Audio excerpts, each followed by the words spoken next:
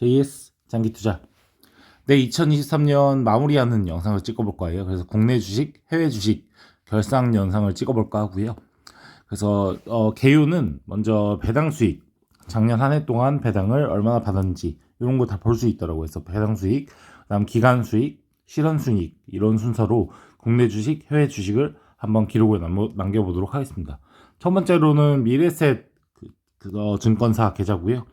2023년 배당 수익 5개 계좌로 되어 있는데 여기서 계좌 중에 쓰는 건 2개밖에 없어요. 그래서 일반 주식 계좌고 연금저축 계좌를 사용하고 있고 2023년 올해 배당금 같은 경우는 총 다 배당금 받은 금액이 115만 원으로 되어 있어요. 이게 아마 세전 금액일 것 같아요. 그래서 세금 떼기 전에 115만 원 받았고 월별로 그 배당금 받은 날짜를 보면은 거의 다 4월에 몰려 있었던 걸 볼 수 있고 뭐 분기별로도 간혹가다 받은 적이 있는 것 같네요. 그 다음에 배당 수익 내역이에요. 여기 보시면은 이제 배당 수익으로 108만 원 이렇게 돼 있긴 한데 이거는 왜 차이가 나는지는 아마 그 세금 떼은 후 금액일 거예요. 아까 전에 세금 떼기 전에 115만 원이었는데 세금 떼고 나서 아마 108만 원으로 나온 것 같고요. 보시면 내역은 이렇게 아래 나와 있어요. 그래서 이렇게 해서 배당을 받았다. 그리고 내년에는 올해죠. 올해 3, 4월에는 아마 더 많은 금액을 받게 되는 것을 제가 보여드리도록 하겠습니다. 그래서 결론적으로 미래에셋 대우 계좌의 기간 수익률 올 한 해 동안 여기 보면 4개 계좌로 되어 있는데 이게 연금저축이 빠진 걸로 알고 있어요. 그래서 이 중에서 하나인 주식 계좌인 거고요. 기간 수익률은 14%예요. 그래서 14%니까 코스피 상승률보단 좀 못했던 그런 한 해를 보냈던 것 같아요. 그래서 14%이긴 한데 그래도 저는 나름대로 만족하는 부분은 이거 보시면 아래에 이 자산 변동률이라 해서 코스피 주가 대비 어느 정도로 수익을 냈나 이런 게 나오는 거예요. 근데 보면 아시겠지만 코스피가 파란색이고요. 그 다음 제가 주황색인데 코스피가 마지막에 이렇게 19%로 치고 올라오긴 했지만 제가 그 전까지는 계속해서 코스피 지수 대비 좀 상향한 모습을 보여줬어요. 이렇게 될 수 있었던 이유는 어떻게 보면 경기 방어주들을 많이 갖고 있었기 때문에 그런 것 같아요. GS 리테일이라든지 삼성화재 우선주가 잘 버텨주면서 연말 전까지는 잘 나가다가 연말에 갑자기 코스피가 삼성전자가 확 오르면서 이제 따라잡히긴 했는데요. 그래도 한 해 동안은 평균으로 봤을 때는 그래도 코스피를 상회하는 그런 수익률을 냈었다라고 할 수 있고 미래셋 계좌에서 실현 수익은 제가 보여드릴 수 있을 것 같아요. 그래서 이거는 손익계상이죠. 그러니까 사고 팔고 하면서 남은 돈이 얼마냐 했을 때 2024년 한 1년 동안 총 실현 손익은 384만 원 정도. 그래서 실현 손익을 냈었고 실현 손익은 미래에셋 계좌가 좀 괜찮았던 그런 한 해였던 것 같아요. 그래서 제가 만약에 주식 투자를 하지 않고 은행 이자만 넣었을 때 384만 원에 1년 동안 수익을 낼 수 있었을지를 생각해 보면 주식 투자를 안 할 수가 없는 그런 지금 세상이지 않나 이런 생각이 들어요. 아마 384만 원을 1년 이자로 받으려면 엄청난 금액이 들어가겠죠. 그 다음에 이제 키움증권이에요. 키움증권도 마찬가지로 배당금 같은 경우는 세전 160만 원 그리고 세후로 136만 원 정도 받은 내역이 있어요. 그래서 이렇게 아래 보시면 세금 받았던 내역은 아래 나와 있네요. 여기서 특징적인 거는 지금까지도 계속 가지고 있는 종목은 효성, 또 한국 투자증권, 그 다음에 삼성전자 이거네요. 그리고 삼성물산은 지금 안 가지고 있고 YG도 지금 사고 팔고 하면서 지금 다시 가지고 있긴 한데 어쨌든 연말 기준으로는 안 가지고 있었었네요. 다음 키움증권의 기간 수익률이요. 키움증권의 기간 수익률은 18.96%. 이 정도니까 키움증권은 물론 삼성전자 비중이 크기 때문에 아마 제가 봤을 땐 거의 코스피 지수하고 같은 수익률을 내지 않았나 이런 생각이 들고요. 회전율은 좀 낮춰보려고 노력은 했는데 YG 이런 거 사고 팔고 막 이러다 보니까 회전율이 126%까지 좀 높은 회전율을 보여줬어요. 근데 제가 계속해서 꾸준히 투자하고 있는 한국금융지주라든지 또 아까 앞에서 봤었던 효성 같은 경우 그런 경우는 팔지 않았고 다른 이제 기타 종목들을 사고 팔고 하다 보니까 회전율이 좀 높았지만 어쨌든 수익률은 18.96%였어요. 그리고 미래에셋 계좌와 다르게 이 키움증권은 일별 실현손익은 좀 낮아요. 그래서 월별 1월부터 12월까지 했을 때 실현손익은 152만 원 정도로 수익을 냈던 모습을 볼 수 있어요. 그래서 보시면 아시겠지만 그냥 매월마다 조금씩밖에 수익을 안 냈어요. 8만 원, 3만 원, 연말 들어서 이제 39만 원 정도 삼성전자를 팔면서 이렇게 만들었었는데 그래도 미래에셋 계좌에 비하면 150만 원 정도로 이 미래에셋 계좌랑 키움만 합쳐도 국내 주식으로 거의 500만 원의 실현 수익을 냈으니까 500만 원을 1년 이자로 받을 수 있었을까 내가 과연 직장 생활하면서 이런 생각을 하면 주식 투자에 대한 그런 장점을 확실히 알 수 있는 부분인 거죠. 그다음에 해외 주식이에요. 해외 주식 같은 경우도 마찬가지로 국내 주식처럼 배당금을 먼저 보면요. 배당금은 2023년 1월 1일부터 12월 29일까지 받은 배당금은 총 세금 떼기 전에 406달러, 그래서 세금 떼고 345달러를 받은 내용이 아래 나와 있어요. 그래서 이런 종목들을 통해서 미국 주식에서 배당으로 345달러를 한 해 동안 받았다라고 할 수 있고요. 그리고 미국 주식의 시선손익은 이 미국 주식은 기간 그 손익이 6개월 단위밖에 조회가 안 되더라고요. 그래서 이 실은 손익이죠. 실은 손익이 6개월밖에 안 돼가지고 제가 보니까 7월부터 12월 말까지 미국 주식에서 해외 주식에서 사고 팔면서 번 돈이 330만 원이에요. 그래서 331만 원이고 그리고 보시면 아시겠지만 수수료나 세금도 6만 9천 원으로 아까 국내 주식은 키움증권에서 얼마인지 보면은 그 좀 비교가 되거든요. 국내 주식은 훨씬 더 금액을 단위를 크게 해서 많이 사고 팔았을 때 보시면은 국내 주식 세금이 이제 수수료 키움증권에서 가져가는 게 16,000원이었고 그다음에 세금으로 나라에 내는 게 11만 원이에요. 그래서 이렇게 총 합치면 한 13만 원 정도 낸 걸로 나와 있는데 근데 규모를 따졌을 때 거의 국내 주식 그 매매했던 게 해외 주식보다 훨씬 더 많았는데도 불구하고 해외 주식은 6만 9천 원 정도로 어떻게 보면 수수료나 이런 세금이 국내 주식에 비해서 조금 더 높은 걸 알 수 있죠. 어쨌든 한 해 동안 6만 9천 원 세금 냈지만 실현손익은 330만 원 정도 수익을 냈었다 할 수 있고요. 그래서 이제 기간 수익을 보기가 좀 어렵다 보니까 2013년 제가 이전에도 올렸던 양도소득 가계산으로 한번 봤어요. 그래서 가계산이고 2013년 전체를 했을 때 제가 양도소득으로 지금 발생한 소득이 403만 원이에요.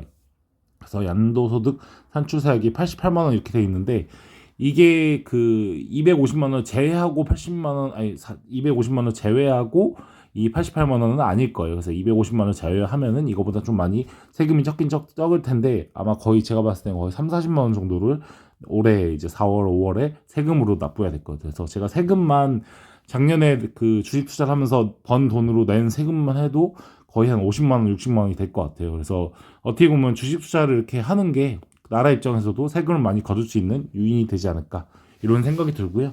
아래 보시면은 양도 주식에 대한 그런 거래 내역이 나와 있는데 올해 좀 이렇게 좀 수익을 냈던 게 일본 주식에서 수익을 많이 냈던 것 같아요. 그래서 보시면 일본 주식 4개가 있는데 이렇게 소프트뱅크나 일본 우체국, 넥슨, 그다음 야후 이런 것도 통해서 주당 양도 가액이 나와 있잖아요. 보면은 넥슨 같은 경우는 이게 26만 원 정도 수익을 냈고 일본 우체국으로 10만 원, 소프트뱅크로 15만 원. 그다음에 라인 야후로는 3만 9천 원으로 돼 있지만 주가 이제 1,400주니까 여기다 14를 곱하면은 그 수익을 내는 걸 볼 수 있죠. 그래서 일본 주식으로도 굉장히 올 한 해 동안 돈을 많이 벌었고요. 아직도 일본 주식 투자한 건 남아 있기 때문에 조금 더 올해도 수익을 많이 낼 수 있지 않을까 이런 생각이 들고 미국 주식 같은 경우도 뭐 나녹스라든지 알파벳, 뭐 알트리아 기업 그룹, 아마존 요 외에도 많은 기업들을 통해서 한 400만 원 정도의 실현 손익을 낸 걸 볼 수 있고요. 마지막으로 지금 근데 현재 상황은 어떨까를 봤을 때 국내 주식은 제가 봤을 때 아직도 그렇게 비싸진 않은 것 같아요. 코스피 지수 자체가 3천도 안 넘었잖아요. 근데 미국 주식 같은 경우는 좀 주목해야 되지 않을까 하는 그런 지금 상황을 한번 가져와 봤어요. 현황판이죠.